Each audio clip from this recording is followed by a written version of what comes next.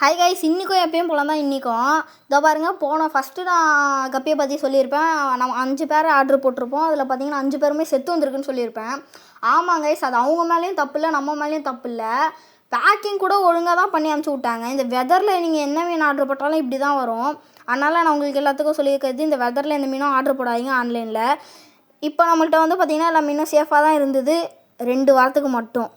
2 வாரத்துக்கு அப்புறம் என்னடா ஆச்சுன்னு கேட்டிங்கன்னா, பர்பிள் பெரியோட ஃபீமேல் வந்து செத்துருந்தது கைஸ். துள்ளி குச்சி செத்துருச்சு. சரின்ட்டு ஃபீமேலை திருப்பி ஆர்டர் போட்டேன் கைஸ்.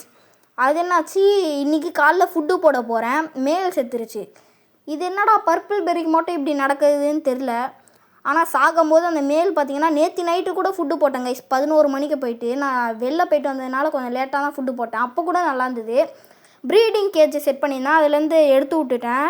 கொஞ்சம் டயர்டாக இருந்த மாதிரி இருந்தது அந்த பர்பிள் பெரி ட்ராகன் மேல் மட்டும், அதை மட்டும் எடுத்து விட்டுட்டேன் வெளில. இன்றைக்கி காலைல ஃபுட்டு போடுறேன், போய் செத்துருக்கு. இது ஏன் இப்படி நடக்குதுன்னு தெரில. பர்பிள் பெரிக்கு மட்டும் இப்படி தான் நடக்குது. ஓகே கைஸ், அடுத்துல இந்த மாதிரி கண்டென்ட் கொண்டு வரேன். இந்த மாதிரி கண்டென்ட் என்னன்னா உங்களுக்கு பார்த்தீங்கன்னா சப்ஸ்கிரைப் பண்ணிக்கோங்க நம்ம சேனல், பக்கத்தில் இருக்க பெல் ஐகானையும் அமுத்தி விட்டுக்கோங்க. Bye guys.